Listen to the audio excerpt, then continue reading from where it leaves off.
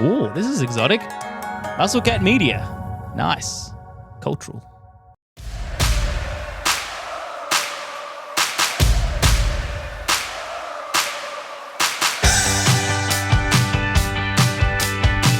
Back on the Expats, 28th of July. Plenty to talk about. A lot going on, not only in Major League Baseball, but in the world of baseball. And we're going to break it all down for you today. Eric and Spoon are back with me again. The boys are all back together. Eric, first of all, how was your holiday? I feel like I ask you that once every 3 episodes. The Women's World Cup, which was in the middle of the night, Australian time, right? Like games were at 1:30, 5:30, and 9:30. And then I was doing normal holiday festivities around the weekend. So I'm pretty tired, but got to watch a lot of baseball, got to hang out with some friends, got to be in nature. It was like a combination of all of my favorite things, right? Friends, music, baseball, and being outside. So it was awesome. It was awesome. Sounds like a holiday to me, no, Spoon? Hanging out with people on the water, but it was work. Yeah, It was wasn't work. really It a was pretty nice holiday, and little then setup. goes on to explain what a holiday is. That was the most Eric Baldnar answer I think I've ever received. It wasn't a holiday. I was paid. just drinking Mai Tais on a beach in Hawaii. Getting paid to watch baseball still, though.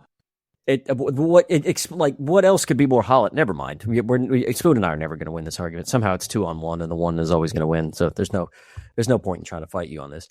But on that point, we have been following the Women's World Cup. Spoon and I touched on it a little bit on Friday as part of the weekend pickoff. Mm-hmm. Look, I think probably the 3 teams that we expected to go through, certainly the United States, Australia and Canada, the other of the 3 teams to go through to the final next year.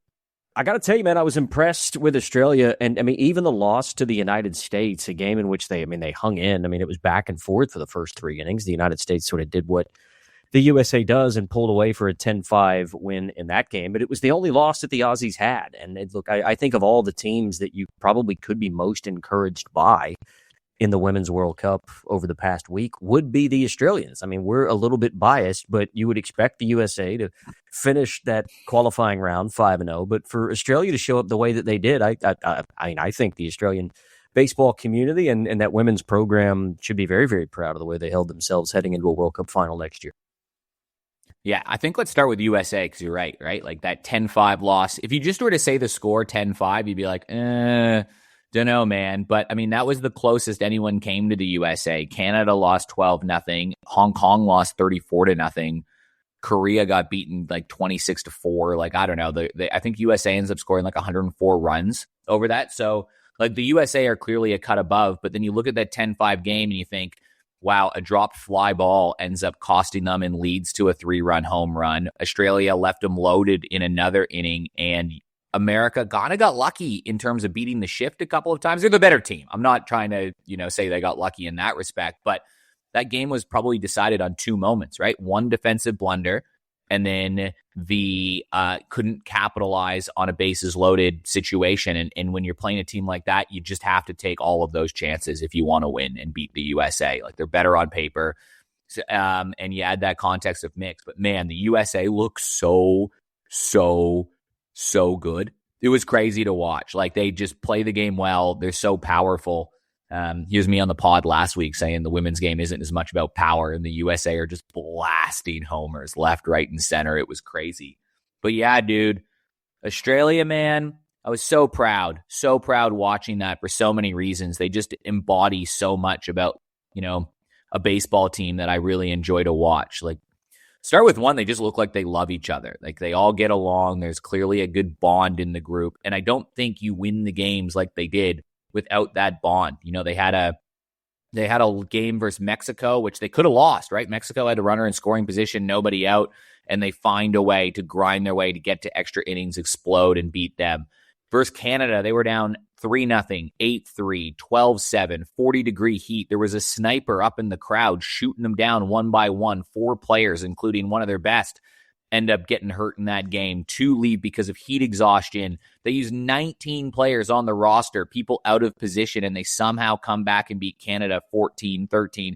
And they still made 4 errors in that game. So the fact that they have this unity and clearly some offensive talent and flair and everything in there to win games, so encouraging. And I really hope that over the next 12 months, you can kind of look at some of the learnings and say, got to execute better in big moments.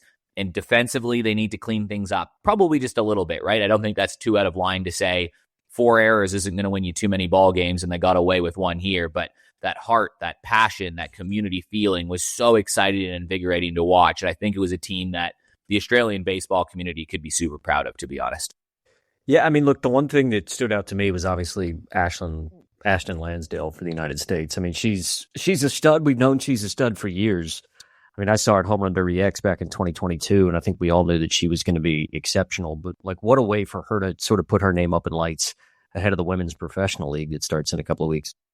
11 for 13 with 2 home runs and 14 RBIs. Is that good? Yeah, like an on-base percentage north of 800. Decent. Unbelievable, right? Like, just an absolute stud. And she just is such a baller. Like, she looks like she loves the game too. But yeah, Lansdale was fun. I mean, that team, Danae Benitez is obviously a star. You see her pop up on social media a lot, kind of in the banana ball circuit, but was cool to see her play a proper game of baseball on this setting and not just little clips of her on social media. And she's such a good catcher, man. Like, she frames it so well, and she plays with this edge that would be so annoying to play against. Like, she's just got this spark and this fire. She hit that big home run versus Australia. She was great. There was a few studs on that U.S. team, and you're not even mentioning the college ones like Whitmore and Pichardo. And, it is a ridiculously stacked lineup. They're going to be tough to beat, dude. I think, like, what do you think? Like, how do you beat the USA? Is it just soft contact and you almost have to play like this? You can't play a power game against the USA, right? Because they will beat you. Is it you just pitch to contact and hope it's soft contact and play flawless defensively and hope a pitcher goes out there? Like, is that how you beat them? Like, what is the formula to beating a powerful team like that? It's the Japan playbook. I mean, that's why Japan has been so good, right? Because they can counter those teams that have powerful offenses. They can counteract power pitching. But, I mean, that's the matchup that we all want to see in the women's game, right? Like I said tongue-in-cheek a couple of weeks ago, that it's a shame we don't get to see them play, once every 2 years now. We have to watch them play once every 3 years. But, I mean, that's the matchup. I think all of us can agree that sort of the way that we always kind of want it to happen in a World Baseball Classic and or Premier 12 or any major baseball competition, that I think it's safe to say that we all want to see the United States versus Japan when the whips are cracking and when a gold medal's on the line, right? I mean, you love an underdog story, and we'll certainly be cheering for Australia when they get there. But I mean, that's the matchup that sells tickets, right? That's what people want to watch.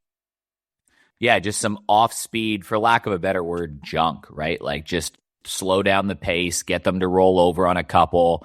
Strategically, you're going to have to do your research on these players if you're a manager, right? Like, know where to shift them. Australia was doing that aggressively. At one point, they had like 3 players on one side of the field in a really aggressive shift.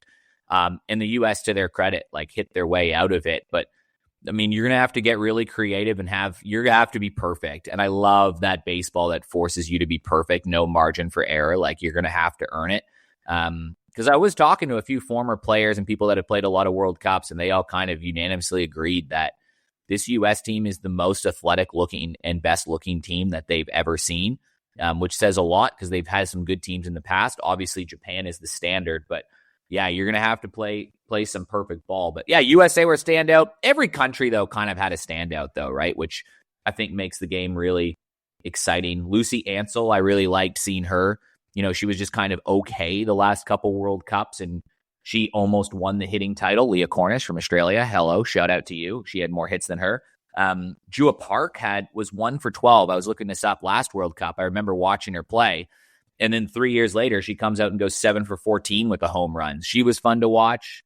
Del Castillo, that Mexican pitcher, Australia batting lineup was awesome. They just kept getting on base, finding ways. And Del Castillo was causing all sorts of problems for Australia. Nearly beat them, and it was because of the back of her. And they just rode her maybe one batter too long in the 7th inning. But Del Castillo, man, she was so fun to watch. She moves the fastball around pretty good, has that strikeout off-speed pitch, can induce some soft contact, really kind of frustrate you and move the game along. So there were some fun players to watch. I really, really enjoyed my time over the last 5 days watching this tournament. Well, again, sort of as talked about Australia, the United States, and Canada go through. I'll be in Tainan, the old capital of Taiwan, a place I know very well. It's the home of the Under-12 Baseball World Cup. And this tournament was actually moved. I believe it was meant to be in China originally, and it's been moved to Taiwan. And it'll be interesting to see the strides forward that, a nation like Great Britain has made, because they have jumped quite a bit in the standings in women's baseball. And we all know the story about how Great Britain has started to rise on the men's level. But, you'd have to think it's 3 spots up for grabs between Chinese Taipei, Venezuela, Cuba, and obviously Japan. Like, going into that tournament, it really does feel like those are probably the 4 teams. If Great Britain or the Philippines could get out of there with a win or two, you feel like that's a win for them. And again, you just never know. One of those teams maybe could grab the 3rd spot, but you really just feel like it's Cuba, Chinese Taipei, and Venezuela probably playing for the 2 spots behind Japan, who you would think is going to win that group. If this game in this group was Australia versus Mexico, although it didn't end up on that in retrospect, but kind of, I think everybody was right in the early prognostication of being like, Mexico needs to beat Australia, Australia needs to beat Mexico. That is the game potentially between 3-4. What's the game in this group? Selfishly, you kind of want it to be Cuba, Venezuela, don't you? Like, you kind of do, but I think Venezuela is a cut above. Yeah, it would be so much fun. You are right. That would be the one you want to be the game, and that will be fun. But the one to get through is probably as a storyteller on a broadcast for a chance to get into a World Cup final. That's the story you want to be able to tell on the last night of a tournament, right? But yeah, look, I think you're right. It's probably Chinese Taipei, Cuba, I would say. But selfishly, you want Cuba and Venezuela to play each other with something on the line. I haven't dug into the schedule closely enough to figure out exactly when they play. You would hope that maybe it's late in the tournament for that reason. So it's an important game for both of them. I'm just going through the schedule just to see if the scheduling gods have done us any favors. And it is the second last day of the tournament. So they do play each other the second last game in the tournament. So that's going to be one probably that I circle on the calendar and hope that it does mean something. But yeah, look, I think it's probably those last 2 spots probably are between Cuba and Chinese Taipei. Wow.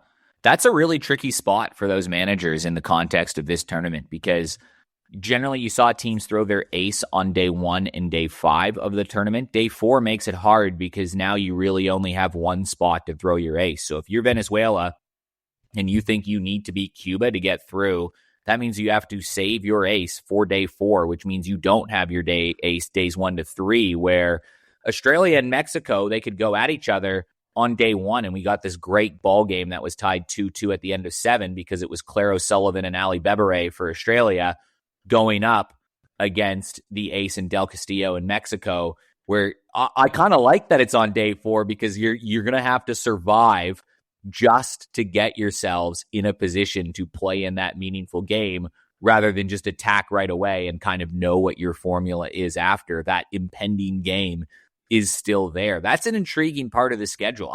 I kind of like that, man. Yeah, look, tournament baseball is the best. And obviously, as we get closer to this tournament, it starts the 23rd of August. So we're a little more than 3 weeks away. Runs the 23rd to the 27th of August. And, I might do some reporting live from Tainan once we get there and a little bit more chat on the baseball expats. But look, we were talking a lot about the Australian Emeralds, the women's baseball team. And obviously, congratulations to Jason Pospisil, the Emeralds, and everyone involved in getting that team to the final next year. But there was some other Australian baseball news over the weekend that we nearly wanted to do an emergency podcast, but Eric was on holiday. He was at the water. And, it's the weekend. It was hard to get everybody together. But the news came through sort of Sunday afternoon our time that Connolly Early was traded straight up for Curtis Mead, going from the Washington Nationals to the Boston Red Sox. And Spoon, it took us a little while to get Eric's attention because he was in the water. And regardless of what he says, he was on holiday. But I think both of us were just like, whoa. Yeah, crazy deal for my Nationals. I think they did really well. I mean, obviously love Curtis. I don't like that the Nationals are selling, to be honest. I mean, I said to you guys today, there's 2 players in baseball with 25 homers and 15 stolen bases, and they're both on the Nationals in James Wood and CJ Abrams. I think this team is a pitcher or 2 away from making a run in the postseason, but they've gone a different direction. And look, if you're selling Curtis Mead, you're probably selling more of these guys that, I just mentioned. But Connolly Early is a stud. And I think the Nationals have set themselves up nicely there unfortunately for Curtis, he got hit by a pitch today, and I think they've come out and said it's just a bruise. So hopefully he's not going to miss too much time. It was on the wrist, but not a great day one for the new org after being traded over the weekend. Maybe I'm going to say this as, well, this is a human element of it. Like, I'm going to be honest. I'm looking right now at a Curtis Mead jersey, Tampa Bay, number 25. Wearing 25 with Boston again, by the way. Love it. Hanging on my wall. And maybe it's because I'm friends with his wife, friends with Curtis, and all of this kind of stuff. But, like, man, you gotta, this really does make you think about the business and the personal side of baseball, right? Like, think about Curtis and the roller coaster emotionally he has been on just as a human being in the last 7 months, right? Like, obviously you're in it. You got traded last year at this time. You're in Chicago. You're looking at houses. Things are going well. You're excited for the season. You end it strong. You come back to Australia, you work out, you get married, things are going well. Awesome. What a cool year to start your year. You get married with all your friends and family, all that stuff.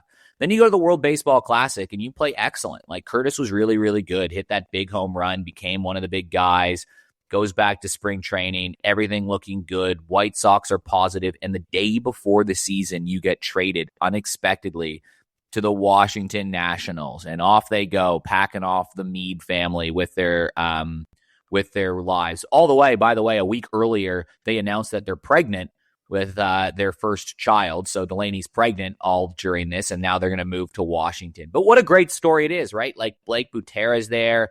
Curtis has a really close relationship with him, and Butera finally gives Curtis a chance. And wow, Curtis thrives and succeeds, and he has this OPS of 850, and he's hitting home runs, and he's becoming a fan favorite. And he's really increased his value. Like, if you're trading Connolly early for him, it shows you what people think of Curtis Mead, and you're getting settled and you're happy. And, you know, your wife is a month or two away from birthing their first child and all of this. And then bang, off you go on a whim, no notice, to Boston. Pack your life up. Off you go. You join Boston. And on the second plate appearance you have after all of this media hype, you get a fastball on the I think it was a fastball, whatever it was, on the hands, and you break your hand, and now you don't know how long you're going to be out for. Like, it is a business. It is hard. And I think the human element of baseball sometimes goes missing when we're talking about these guys with the stats and the numbers, because from a marriage to having your first kid, to being traded twice, to playing for your country, to having a breakout season, to everything in between, mad respect for Curtis, man. I mean, that is a lot to kind of go through. And yeah, good for him. But yeah, on that, by the way, Delaney, by the way, on her Instagram, you know how like people put their pin and their locations of like where they live? Like, it might say like Eric Balnar, pin Adelaide. Hers is now just pin Curtis Mead. Like, they've moved so much that she's just changed her Instagram location of where she lives to she just tagged Curtis in it. And that's a recent thing. So yeah, man, I'm happy for Curtis in a way that he has to play for a cool franchise. Like, what a dream. You get to play at Fenway. But that is hard on an emotional and personal level. Like, what a roller coaster of a 9 months. Certainly a year you'll never forget.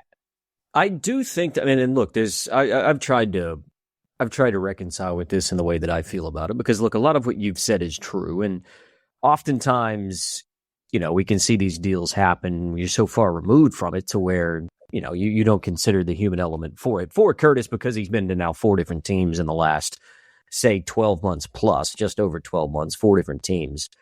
But it's almost like he's thrived on that. I mean, he's clearly having his best season.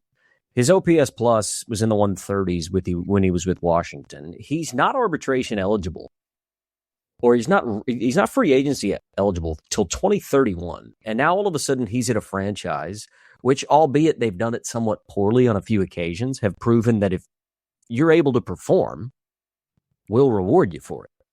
And that's probably the part of this that's maybe going unnoticed, is because Boston has already shown, look, if we've got some young talent that shows that they can turn up day in and day out, we'll probably give them a contract. I mean, Curtis is in a little bit different spot because he still has a lot of time before he can elect free agency.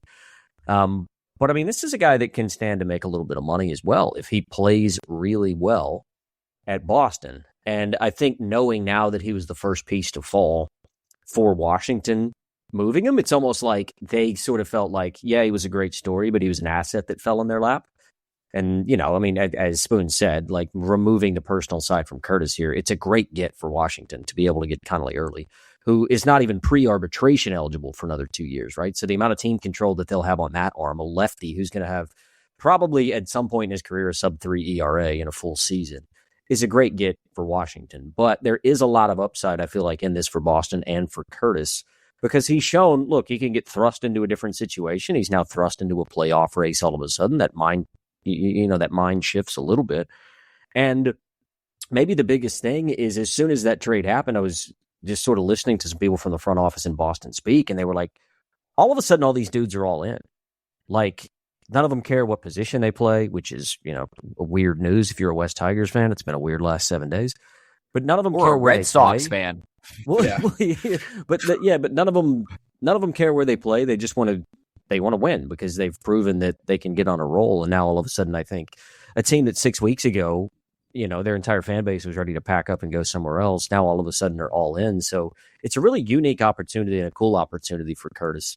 And I think, if you were going to give him some advice, which, he wouldn't listen to from three schmucks like us, but it would just be like, dude, just keep your head down and keep doing what you're doing, because whatever it was that you were doing that got you to this point has gotten you to this point. So hopefully that hand injury is not too bad. And we are able to see him thrive in Boston, just like we did in Washington.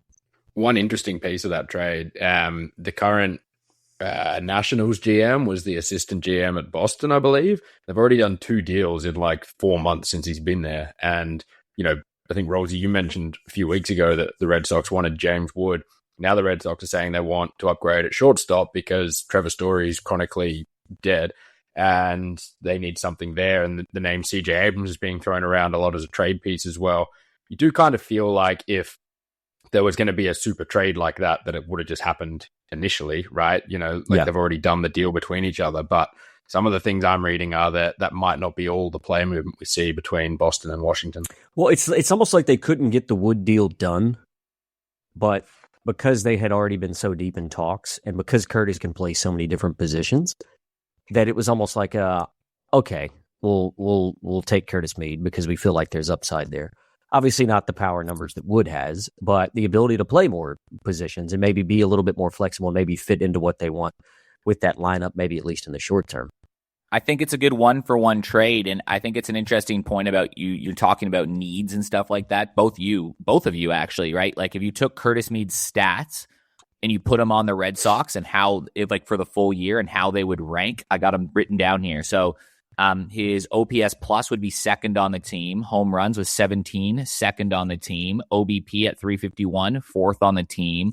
48 RBIs, fourth on the team. 72 hits, fifth on the team. And stolen bases, sixth, fifth on the team, right? Like they're getting a guy that is a top half production. And that's why they put him at 2 in the lineup. But yeah, you talk about opportunities. It's all about that value, right? Like early, even if he is a stud, man, that just shows you what people think about Curtis Mead in the inner circles of baseball and the potential he still has. Because early's 24? Mead is 25. What a great 1-for-1 trade. Young hitter, young pitcher, both with some experience. Like this could be a win-win trade for both teams on paper. Or it could easily be a super one-sided move, right? Where you look back in a few years and you're like, Curtis Mead's a perennial all-star and Connolly Early didn't figure it out or whatever it is. Or how about the first trade that Curtis Mead was ever involved in? Curtis Mead for Christopher Sanchez. Yikes. Yeah, who do you think won that one? No disrespect to Curtis Mead. He's our guy, but Chris Sanchez is going to win the Cy Young. Yeah. I think it's a fun timing of the move as well, because obviously on deadline day, there's going to be 100 deals done. This would have been buried in that, and as Australians, as fans of Curtis, it's cool that it kind of got to breathe on its own as all right, the deadline is here. Teams are moving big names, in a week's time when Tarek Skubal ends up a Dodger, this trade wouldn't even be a blip on the radar, but instead we've been able to give it time to talk. For Australian baseball, dude, how exciting was it on Sunday night? I know you don't watch the news. I don't really watch the news either. But on Sunday night on Channel 7 in Adelaide, they have a story on Curtis Mead getting traded to the iconic franchise. All over Fox Sports on social media, stuff on Curtis Mead getting traded to this iconic franchise. ESPN Australia, New Zealand had one. Thank goodness that the guy that wrote the media release with some provided photos and information was working on the weekend and not on a holiday on the water to be able to send out some information. So That's those a holiday people confession could be able to do it. No, but all jokes aside, but like, you're right. That's a great point about having it breathe for a completely other reason, is that one, it gets fans excited about what's to come, but two, for Australian baseball, at least it didn't get washed in the news and the wash. And it kind of gives Curtis his moment too in Australia, because it's all been about Bazana. But objectively, Curtis just has better numbers than Travis Bazana this year. Like, it's just a fact in everything, right? So it is, you're right. It is cool. But yeah, you're right. I'm so excited for the trade deadline now. Like, what a 5 days we're going to have here, boys. Like, there are so many different ways teams can go with the directions of their franchise. Washington could have been a buyer. Now they look like a seller. Boston was kind of on the cusp. They're definitely going all in. So yeah, can we chat some trades, boys? Absolutely. Look, there's a lot of different ways we could go with this, but I think the most logical place to start is probably right at home for all three of us, right? And the Cardinals are a team that we've talked quite a bit about, and Eric has been staunch when he has been on this program, which has been few and far between in the last few months, that the Cardinals would be buyers. But the way that they've started the second half makes me very confident that this is a team that's going to sell, and maybe not sell heaps, but they are going to offload some guys. I mean, it was bad timing with Jojo Romero having an appendicitis, because he was probably one of our better short relief arms. And if we back up just 12 months ago, St. Louis were able to get Blaze Jordan in return for 2 months of Steven Matz, who at last check, I don't even think was pitching in the big leagues 12 months on at 36 years of age. And Blaze Jordan has got an 800 OPS against left-handed pitching as a rookie, right? So that's a move that the Cardinals made by just moving a guy. I mean, Phil Maton was another one that they moved, I think either last year or the year before. So the Cardinals front office has shown some intent in finding the right spot for some of these late inning relievers. I don't know that they'll move Riley O'Brien. I mean, they've shown sort of that Soriano may even be the ninth inning guy going forward, and I think some of the metrics probably show that he is. He doesn't have the velocity, but he's got a plus changeup that I think will work in the closer position. And then Ryan Stanek is the other one, because he throws 100 miles an hour. I know JT and I were, big anti-Ryan Stanek last week on Destiny Draft whenever we talked about it, but the guy throws 100 miles an hour, and there's a market for a pitcher like that. So I think St. Louis is going to sell, and I think largely it's going to be guys in the bullpen. It's not going to be anybody sexy. I mean, maybe they move Ivan Herrera if a team needs a right-handed bat, but he's been so cold in the month of July that he almost doesn't have any value like he did prior to that. So, look, I thought I would kick it off with probably the least sexy of all of our three teams in terms of what I think they'll do, because I think the Cardinals will probably offload some bullpen arms, but I reckon that's probably just about all they'll do. What about just staying pat? Here's a question. Actually, here's some context and then a question. Maybe this kickstarts things too. So this year, the Carolina Hurricanes, they won the Stanley Cup in the NHL. And then after it was all over, you learn about the injuries, all that kind of stuff. Now, quite famously, Carolina did almost nothing at the trade deadline. I think they added one depth player. And there was some discussions. They had an opportunity to bring in like a number 2 center and some stars. And their coach kind of went to the GM and said, you know what? I really like the group we have here. And he didn't really want to mix with the personalities. And then they end up winning the Stanley Cup, and they lose like 3 games in the playoffs and dominated their way there. I think there's such a beautiful lesson in there that sometimes teams unnecessarily buy, and sometimes teams might even unnecessarily sell. But I'm more talking about the buyers. Like, you spend so much to go all in for a year. But we talked about the human element with Curtis Mead. People forget you're not just bringing in numbers here. You're bringing in humans, and every human has a different energy about them. And if you bring in the wrong human, it disrupts what could be a great chemistry, good positive vibes, good energy. That sometimes maybe the best deal is not making a deal at all and just letting this group of human beings go to work, bond together, and go on a little bit of a run. I think there is some value to that. So my questions are 2. 1, are the St. Louis Cardinals a team that would fit that boat? They're teetering on a spot. You don't trade anybody? Do you not sell anybody and just say, let's just see if we can sneak in? We're only a game and a half back, and you never know what happens when you get to the playoffs. And 2, is there a team right now that you could look at and say, vibes look good, team's overperforming, And you know what? Let's just let it ride. Let's not even add a piece, maybe a depth piece, but nobody that's central in terms of like, hey, this is going to disrupt the ego balance situation. So we'll start with you, Rolsey, with the Cardinals, then maybe go to Spoon with is there a team that you just would stay pat on?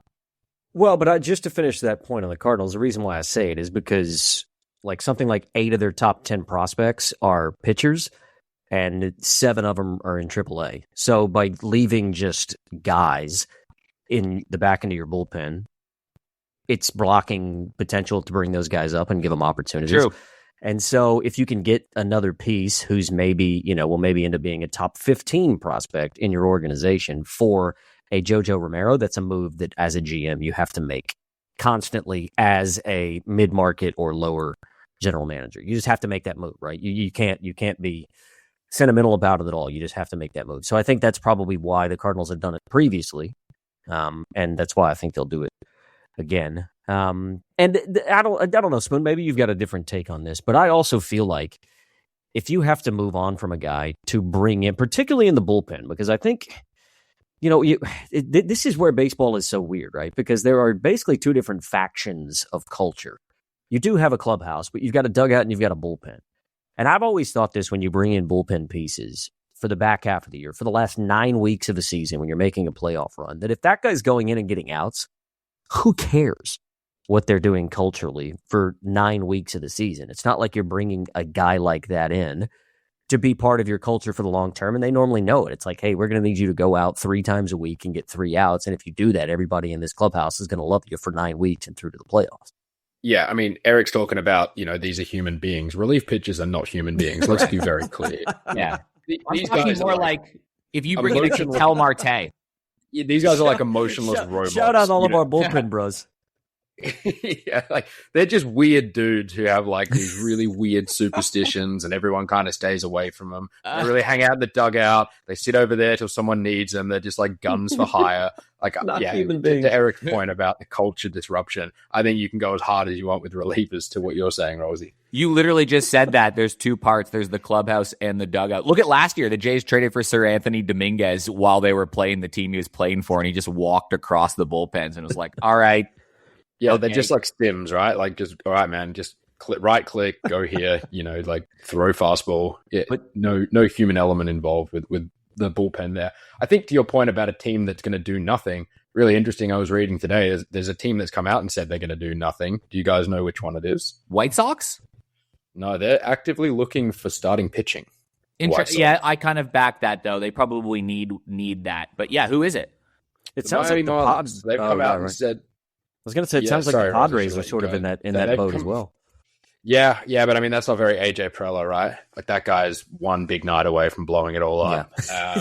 Good point. The Miami Marlins have come out and said they're not going to buy or sell, which I think is interesting. They are a team that were definitely ahead of timeline this year, right? They went on a franchise worst 12-game losing streak, which they broke today when they walked off the Phillies. But they weren't really meant to be here at all. And at one point, they were 3 games clear in a wild card spot. Everyone, I mean, they've got the least guaranteed money of anyone in baseball, but everyone in the team, with the exception of Sandy, is arbitration next year. Like, if you look at their multi-year cap table, they've got $13 million, who's their highest earner, Pete Fairbanks. They did say they don't want to buy or sell, but they'd like to find a home for Pete Fairbanks, which goes into the right-click move reliever sim kind of theory I was working on there before. You've got Sandy, who's making 21 next year with a club option, and then unrestricted free agent the year after. Everyone else is ARB for the next few years. So I think it's the perfect case for Miami. Like, this is a team that wasn't expected to be where they are. They've got a lot of young guys. I mean, Ayuri Perez is still 23. Javier Sanoja is 23. They've got a few guys in the mid-20s. They found some guys. Like Otto Lopez has turned into the best hitter in baseball. He's only 27. They can reassess in the offseason whether they want to be buying or selling or what they want to do. But being fringe wildcard race right now isn't a bad thing at all for a team of cheap, young, controllable guys. Are the Rays that team that maybe the lesson is from that Carolina Hurricane story that maybe you just don't do anything? You've got a really good team now. You don't sell what you got and just let it ride with what it is, which is a good team? I think the Rays are actually probably going to do more in this trade period than they've ever done before. I think they're going to go for it. I think they're going to sell some of their young guys. I think they're going to go get a bat. I mean, there's chats potentially about Arias or Heliot Ramos. I think they've even checked in on Ryan Jeffers. But the big one is, like, they seem all in on getting Skubal. Can you imagine if Tarek Skubal goes to Tampa Bay for 9 weeks? Unreal. That would be awesome if you're a Tampa I kind of Bay want fan. it to The question happen, is, right? Yeah. But should just they? think- Scubal's a unicorn, right? Anytime you can get a Scubal, you just pull the trigger and you do it. But whoever's trading for the Skubal is extending him. But the quintessential team that's not going to extend Skubal is Tampa Bay, right? So it's like, it's almost, the flag goes up as soon as they trade for him, is it's like he's going to be playing somewhere else next year. Because Tampa Bay's not signing Tarek Skubal. There's no chance in hell, right?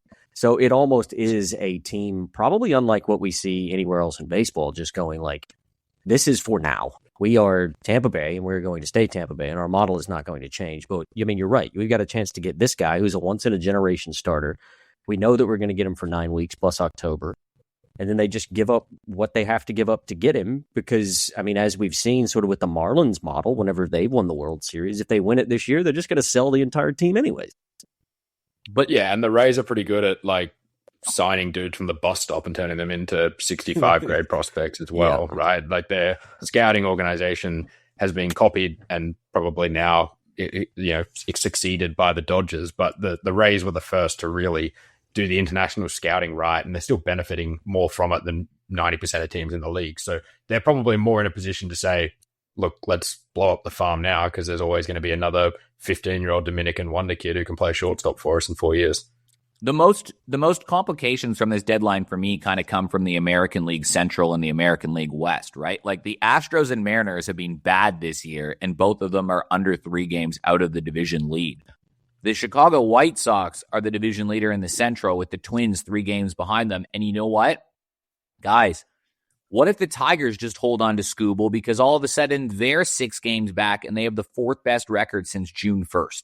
So all of a sudden the Tigers are playing well and they're not in the wild card mix. But what if the Tigers, like it might take 84 wins to win the division and the Tigers still could get there at 50 and 57 right now. So all of a sudden, those are complicated divisions, right? Like you have a better chance at the Tigers at 50 and 57 winning that division than the Jays getting into the wild card.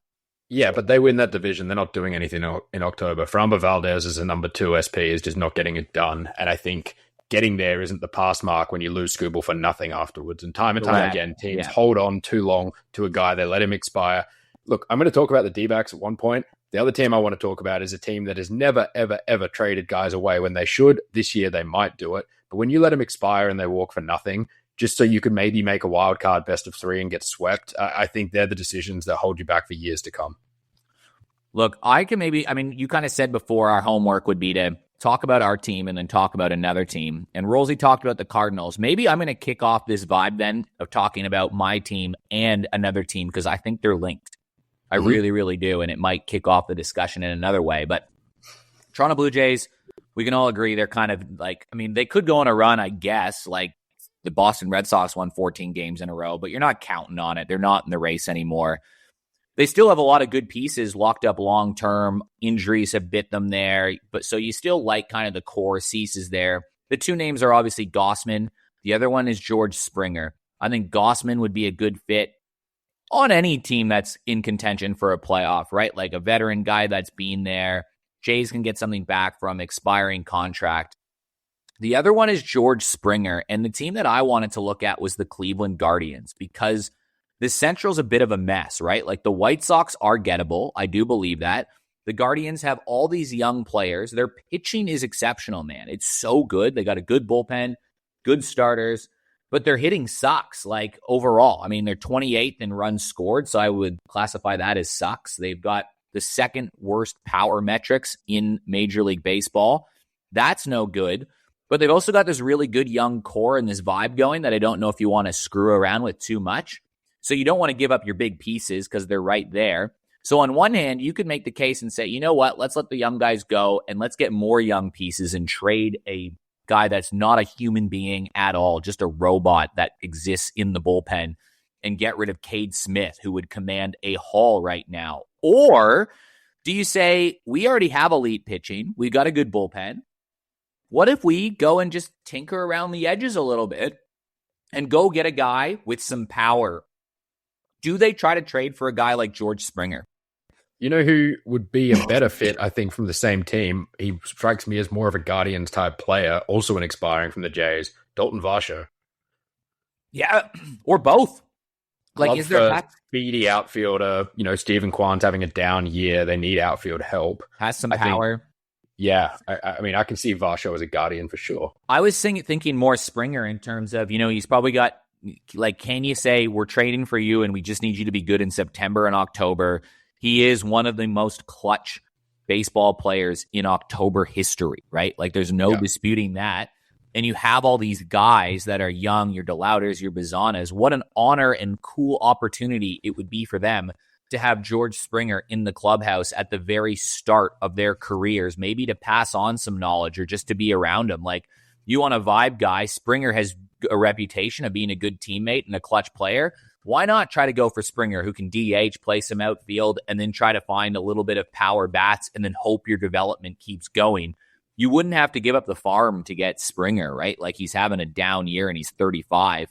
Varsho's an interesting one too. I kind of think the Jays want to re-sign him. I think the Jays like him a lot, and I think that is part of their future plans as well. So I don't know if they will trade him. I think the Jays are thinking, we're having a down year. We've got a lot of money invested. We're going to go at this again in future years. Hopefully we get Ponce back. Hopefully, you get more consistency out of Vladdy back.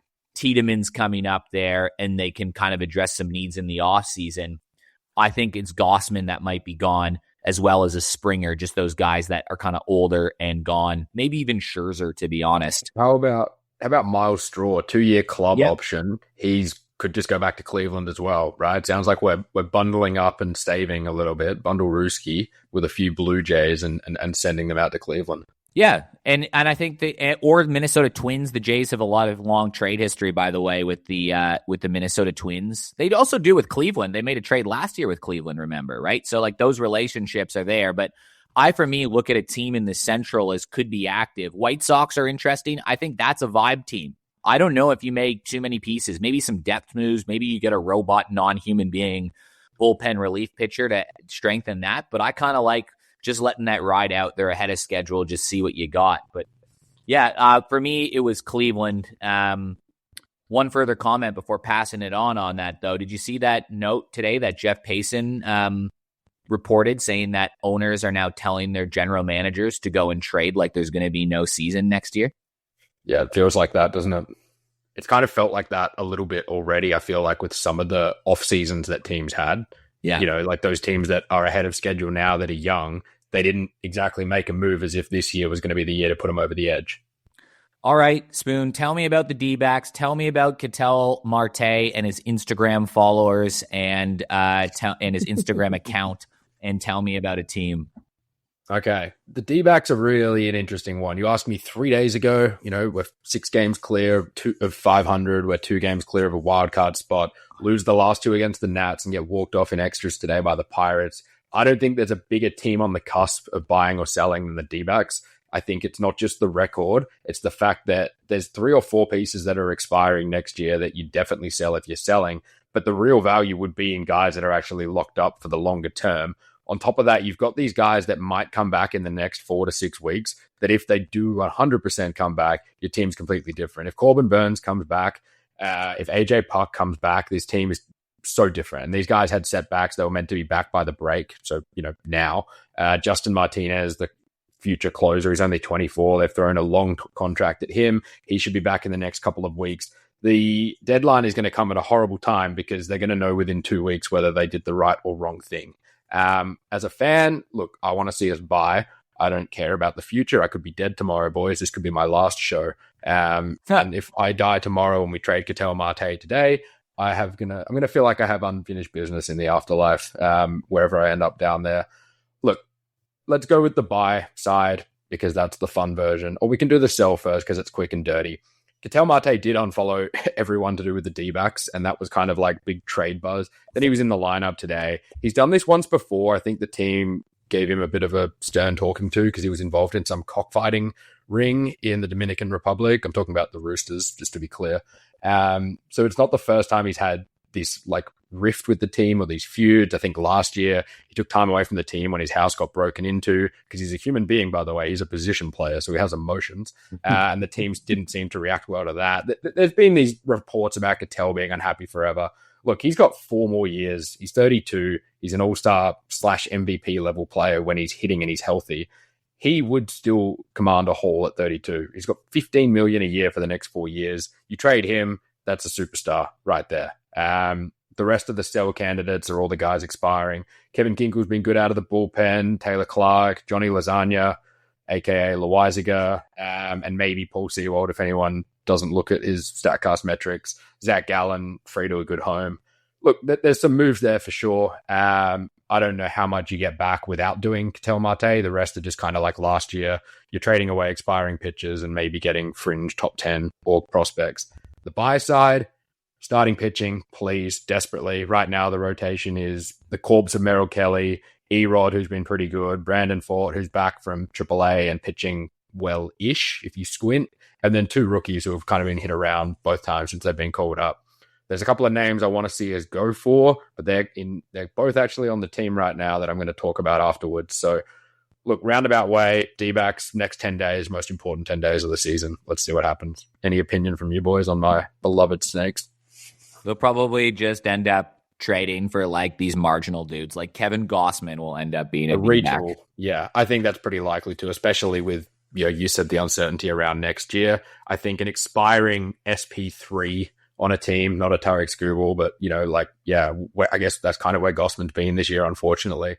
That's the kind of move probably expected to make.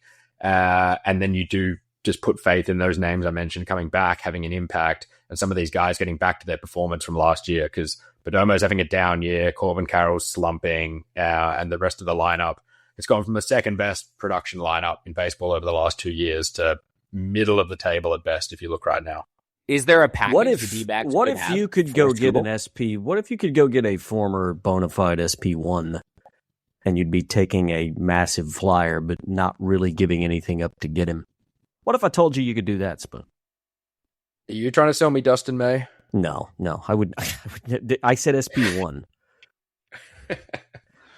I think, look, he openly came out on Sunday. Well, I mean, just at following today's start, and it wasn't great. But he said, look, it's probably his final start, and this team's going to sell. But somebody's going to go get fastball Freddie and try and turn him around. It probably could be Milwaukee or Chicago, because I think the relationship that Craig Counsell has with him from his time in Milwaukee, I think makes sense, and the Cubs need an extra starting pitcher. But it would like, if you're buying and you're the Diamondbacks and you don't want to give much up and you're willing to take a little bit of a chance, because like his contract is next to nothing and he's a free agent next year anyways. Fastball Freddie could be fun to put in that Diamondbacks rotation. Yeah, he's definitely a name I'd like. I think that's the kind of move the D-backs are going to make. A guy, and Gossman probably fits the mold too, a guy who's previously been great and this year is struggling, and it's kind of like a buy lower, from a team that's just happy to get rid of it and get something, as opposed to a Tarek Skubal who's going to be a free agent in the same amount of time, but is going to command, 2 top 10 org prospects to get. Who are the 2 guys that you potentially did have your eye on for Arizona? Look, the team I want to talk about trading, and they should do it, and they should have done it many times. They should have done it with Ohtani.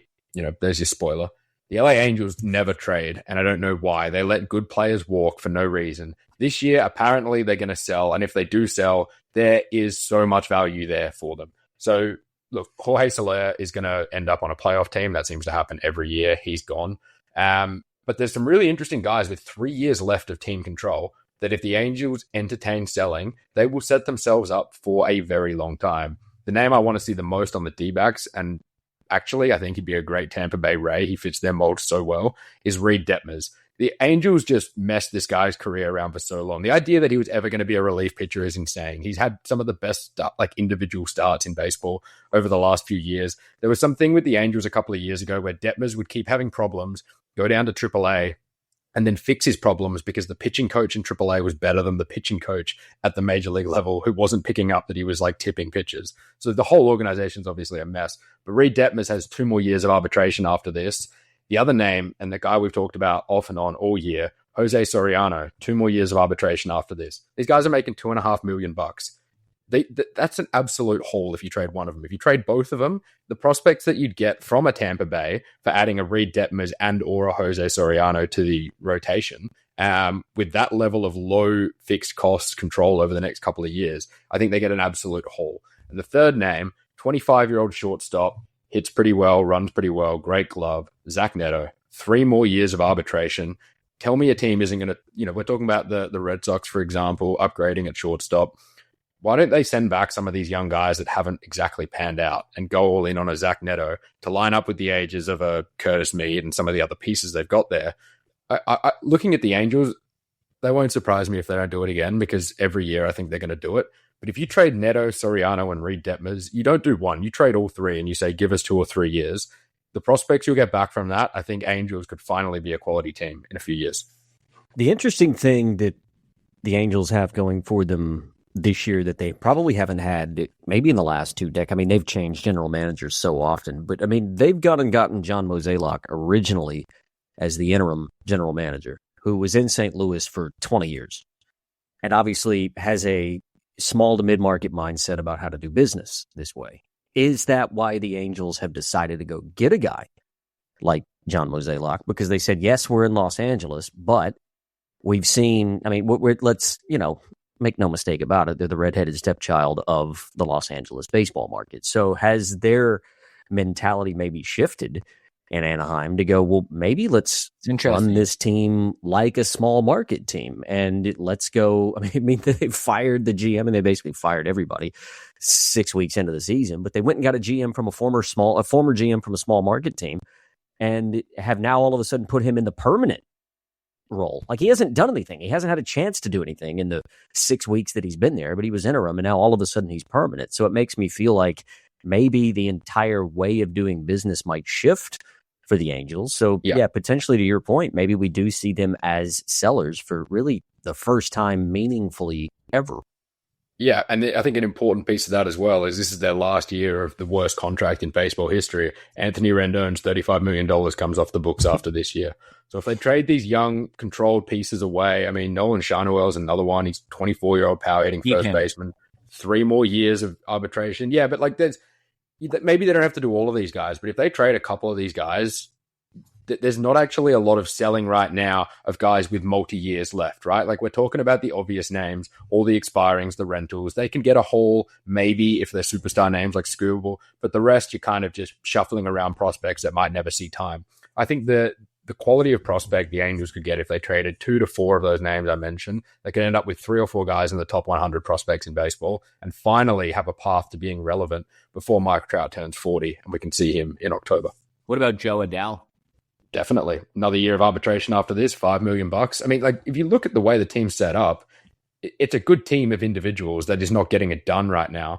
I would love to see this team sell, and then I would love to check back in a couple of years, much like I mentioned a few weeks ago when the Nationals traded Soto and Turner away. They got James Wood, CJ Abram, Keibert Ruiz, Mackenzie Gore. Like, this is a spot right now where you can do that, and in a few years when we're talking about some of the best players in baseball, we'll be able to link it back to this trade deadline. They should have done that with guys earlier than like Taylor Ward and stuff like that. And like Ward's actually one on Ward. They got Grayson Rodriguez back thinking they could fix him, but yeah, he's got an ERA of about 11, so that one didn't work. Ward's actually another interesting trade target. I hope Baltimore sell, man. They're not in the race. They might think they are, and they're kind of in touch, but not really.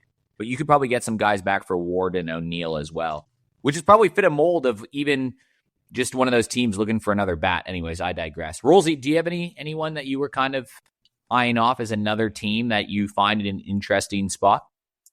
Yeah, Spoon and I kind of touched on it on Friday, but we never really came to any resolution because I think they could go 1,000 different directions, and it's the New York Yankees. I mean, they're the obvious one that are looking for a back of the bullpen arm, and they're looking for another bat. They're looking for a shortstop. I mean, this is a team that, I mean, at last check, I think they have 60 wins, but everyone's still, and I mean, maybe again, because they play in New York, but it just feels like everyone everywhere is poking holes in this team. And is it a team that's built to go deep into October if they don't have Aaron Judge? Maybe, maybe not. I mean, their starting rotation is one of the best in baseball, but those guys have got to go 7 innings a night in order to be able to win games. And their offense is so sputtery at times. So, like, they're maybe the one for me, Spoon, that's the most fascinating because there's 1,000 different directions they could go, right? They could go get Abrams for a haul from Washington. Maybe they could go after Neto. I mean, they could go after Marte. I mean, the way that I mean, Neto would be a great guy at the top of their batting order because the way that Boone manages, I mean, against left-handed pitching, he's been leading off with Paul Goldschmidt because he doesn't have a better option, right? I mean, Goldie's been a goat against left-handed pitching this year, but maybe providing some stability in that lineup as well, so it's not moving constantly. But I mean, probably I think people in New York want to see Caballero get more starts, but I mean, they've basically been platooning at shortstop. Do they enter the equation for a Mason Miller? But as we talked about, if they take Mason Miller, is San Diego going to make him take Bogarts and play shortstop in New York? I mean, I heard some rumblings today. Who was it? They were saying Ryan Jeffers potentially was a good option to go to New York because when he's not a perfect catching, Yankee. He just looks like a Yankee. And when he's not catching, he's a great DH, right? I mean, he rakes from the catching position. So it's going to be fascinating for me to see what New York does, I think, because I've really got no idea. I don't think you're at all shocked if they make 0 moves, and I don't think you're at all shocked if they make 4 or 5. Yeah, I mean, Bellinger to the IL today. Max Fried got lit up, only 66 pitches. Like, there's holes there and they're injury related, and I think the Yankees are close enough to be buyers. I saw some chat that if they're going after Mason Miller, not Ryan Weathers, what's his name? Who's our Destiny draft guy? The young starting man. Will Warren. Will Warren's going to have to be in any deal, right? As the most attractive ready now trade piece that the Yankees have. If they do that, they're going to need starting pitching back. I mean, just thinking out loud, all the names I mentioned from the Angels would be perfect in the pinstripes, right? Like if you had Reed Detmers, if you had Jose Soriano starting, if you had Zach Neto as shortstop as an upgrade over Volpe, I think all of those moves make a ton of sense. And then the Angels get a bit younger with a Will Warren and some top prospects. The Yankees, it's just such a weird spot for them to be in, right? Because they're 2.5 games back in their division, but they're miles ahead of everybody else in the American League. Like, it's such a strange spot for them to be in. But, they're the Yankees, right? So they're always going, if it's a team that can take on a bad contract, if they can find a way to get Mason Miller because they're still going to have access to him for the next 3 years, do they live with, 3 years of a bad $30 million contract? Not a lot of teams can do that, but the Yankees could. And to your point, or general managers are openly speaking with ownership about do whatever you want because we're not going to play baseball next year. Like Mason Miller in New York would be must-see TV, right? Like that's box office stuff that you almost just ignore the fact that you have to play Xander Bogaerts every now and again at shortstop. Yeah, I mean, there's Giants names they could be in for too, right? Like if they take an expiring Robbie Ray, but then they also have to take on Willie Adames' contract, which isn't great at all. I think he's got 4,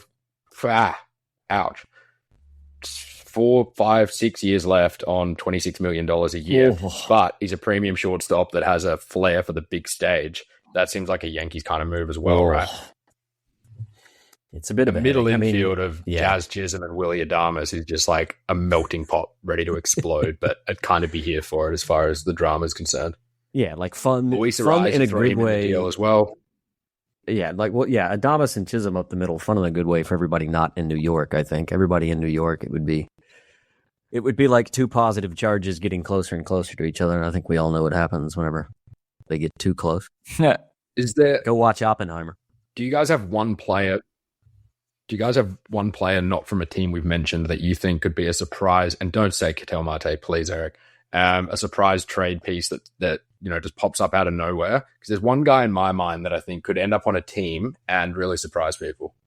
We've already had one. I think the Curtis Mead trade was already kind of up there. Yeah. I think one to watch from the Orioles, Adley Rutschman. He's got 1 year left of arbitration next year. He's on $7.3 million this year. They've already given Samuel Basayo, the 21-year-old catcher, a 9-year deal. That means Adley's future isn't at catcher for the Baltimore Orioles. And Adley, when he came up, was meant to be the next thing, right? Like the hype around him, he's 28 now. I feel like I'm getting old. I remember getting into baseball cards when Adley Rutschman was the most exciting catching prospect that we'd seen in a long time. And it hasn't really worked out. He's had some injuries, but a change of scenery could do a guy like that a lot of good. And And I feel like there's a lot of teams that are looking to upgrade offensively at the catcher position. And if the Orioles sell, like you're saying they should, Eric, look out for Adley Rutschman to be on the move as well. I think for me, the surprise could come from the Toronto Blue Jays, and in a way that you didn't think. I think the Jays could still be buyers, but not for this year, if that makes sense, right? Like they could be looking. You make a good point with the Angels. The Jays could be a Soriano landing spot, man, or a Detmers landing spot, or even a Rutschman, like Cease and Ray, right? Yeah. The Jays might give up some prospects and say, we know we're out of it this year, but we don't need to rebuild because we think this team can still win next year. We just banking on a down year, right? And so I think there's a chance that surprise could come from the Jays being buyers, but not the expectation of making this year. One more surprise question. I do love trade chat. I've been itching for this. Does anyone take on Bo Bichette's 2-year remaining $84 million with a player option opt-out on the basis that... I think it's mutual, though, isn't it? Is it just a player option, or is it mutual? Year 1 is mutual, year 2 is player. So, yeah, I mean, if you traded for him, you've got him for next year for sure. You know, he's got a flair for the dramatic in October as well. It's a lot of money, but you're off the hook the year after. If no baseball is played next year, it's not really your problem. Things haven't gone well for him in New York, but he wouldn't be the first player to struggle under that kind of pressure. Does Bo Bichette end up back in Toronto? Could. Legitimately. I don't see it. Not the way that all went down. I couldn't see it. Never say never, though. I mean, look, guys go back. He came back. I mean, yeah. What about Atlanta?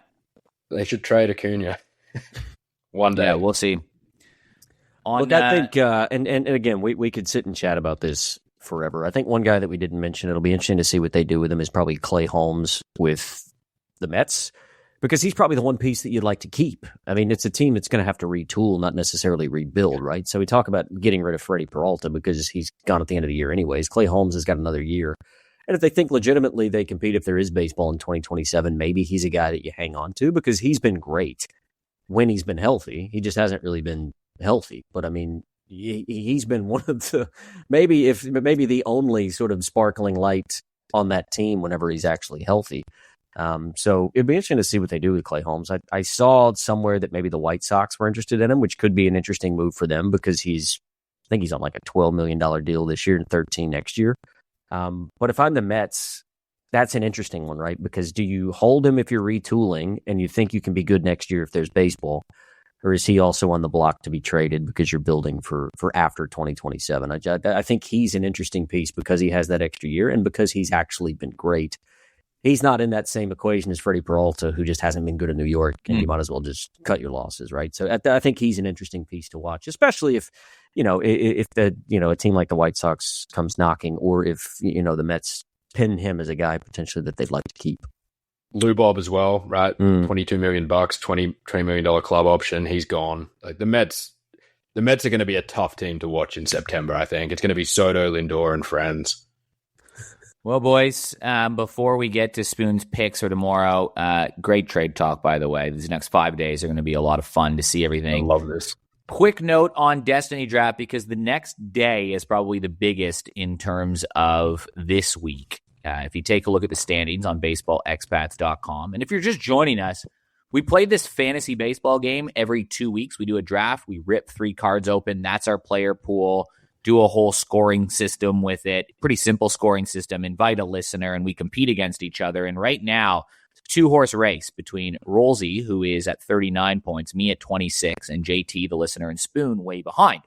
But the reason I'm saying it's a 2-horse race with a 13-point gap is I've got Chase Burns going twice. Miz is going to go once more, who's on Team Rolsey. Spoon, we'll just ask you this. Is it possible for Chase Burns, pitching against one of the worst offenses in all of baseball tomorrow, to put up a 10 to 13 point performance for us? Absolutely. I was on his strikeouts today, actually, and unfortunately that one got washed out and void with the rain delay. I mean, the Reds are striking out so much, man. Like, I know there's the risk of 1 or 2 guys getting a hold of one, like a Gino Suarez, and you get hurt with an earned run here or there, but the strikeout stuff that we know Chase Burns is capable of, I think 8, 9, 10 strikeouts tomorrow is out of the question. If he gets through 6, there's 3 more. You're looking at 9, 10, 11, maybe a couple of earned runs. I think you're probably looking at the 8 to 10 range most likely, which is what you got from him last start. But I think in positive news, you're getting something out of Vladdy now. You know, like the fact that he's tied your best performer. I think if you even just get 8 from Chase Burns again, you're 5 behind Rolsey, but you've got a really nice distribution amongst 3 guys who are all kind of contributing. And Rolsey is famous for getting nutted on the line in a photo finish. So no lead is too safe, I wouldn't have thought. It's critical. The destiny draft of the next 2 weeks comes down to a Chase Burns start tomorrow. If he does not get me close to Rolsey, I need minimum 9, I think, from Burns to be in the mix for this week. We're on. If not, I think it's at 3 a.m. as well, so I hope your body clock's still on that 3 a.m. baseball grind. I'm just going to wake up and watch. Hopefully I wake up and he's in the 7th inning pitching a no-hitter, and he's got 13 strikeouts. So, you know. It's entirely possible. Just don't say no-hitter, obviously, or, you know, it'll be a short outing from then on. But Rolsey in first doesn't matter. Feel good. Yeah, it does. And I was just looking it up. I don't know that anyone, maybe Spoon when he had that ridiculous round 3. I'm trying to do this on the fly. I don't know that anyone has had. Yeah, Spoon did in round 3, had the top 2 points getters. And I mean, that's when Spoon blew everybody away. It was 50 points for him, and he was 14 clear of Eric. So, I mean, it's right now, I think that's why I'm sitting pretty. Yeah, it's easy to pinpoint Mizorowski. I mean, Cold Young, as we've called him on this podcast many times in the last couple of weeks, hasn't done much. He's sort of ticking along at 6 points. But I think Michael Harris II is kind of the unsung hero of Team Rolsey in round number 5 because he's just getting it done, right? 9 hits, scored 5 runs, driven in 3s, only K'd 5 times. And he's the second highest point scorer. So it's easy to look at Miz and his 9 innings and 18 strikeouts, but what Michael Harris has been able to do, and the fact that he fell to me at I don't know, what was that, pick 8 or 9, whatever it was pretty fortunate. So I'm happy with, quietly confident, I think. When you're sitting dead last on only 6 points after 4 rounds, I think quietly confident is about as buoyed as you can be. So let's see how it goes. 50? I think both of us are. I honestly do. Because Burns, I agree. think, gets 16 points in 2 starts. That puts me at 42. I think my other 2 guys are going to get me over 50. Rolsey's going to get another big start from Miz, plus guys like Harris are going well. I actually do think it's a race to 55 is probably the number you need this week. Yeah, and that feels right. Like when we ripped that pool, it felt like the best round ever, right? And so far, that's kind of been the case. I mean, not for 2 me, of us. Yeah, by any means. I mean, look, Soto getting hurt after striking out 3 times and then just checking out for the round. That happens. I think we've all been hit by that before. I knew Brian Wu on the road was not a great position to be in. Maybe I could have taken Mason Miller instead, but at this point, I'm rearranging deck chairs on the Titanic. Miller wouldn't have mattered. He's got 6 points. You can check it all out at baseballexperts.com, by the way. Yeah, it's a 2-horse race. I'd be happy if I can get back to 3rd. I know JT's without JT Jin for the rest of the round 2, so we're kind of battling 2 against 2. He's got another Skeens. I got another Wu. Corbin Carroll versus Trout. If I could get to 3, get to 3rd, salvage an extra point, that'd put me to 16 on the season. And then I'm kind of a little bit of breathing room between you guys, regardless of who wins this round. We got 3 rounds to go, I think. Yeah, after this, yeah. So we got a couple people lined up. Maybe there was 4. 4 rounds. There's 4 rounds. 4 rounds, yeah. A few names lined up for round 6, 7, and 8, but not locked in. So if you want to get in, check it out and get in touch. And then we were thinking for round 9, potentially a fan vote. Bring back MVP voting, favorite listener, spoken for by the listeners. Who do they want them to be represented by in the final round? So we've got 2 locked in and a couple options. So yeah, if you do want to get in and you're someone that you think we would jump at, please get in touch. But yeah, there's your Destiny draft recap. Again, yeah, you can look at all that at baseballexperts.com. You can also hit us up on the contact form there if you do want to get involved in Destiny Draft, or let us know on Instagram at Baseball Expats. All right, Spoon, let's get into the tips for the Tuesday slate in the United States. The first of your 2 best bets. We're going to Giants versus Brewers.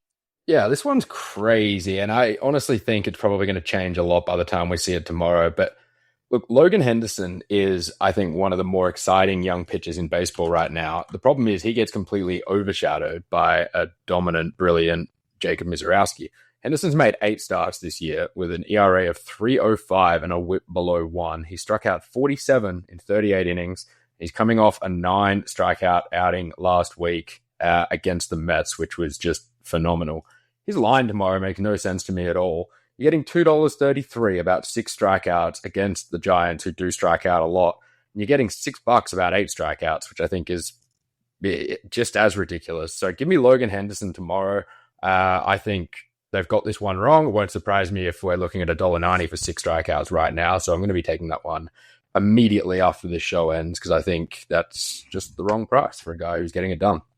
Yeah, I like it. Let's move on to your second best, and we're going to Pittsburgh for the Pirates versus your beloved Arizona Diamondbacks.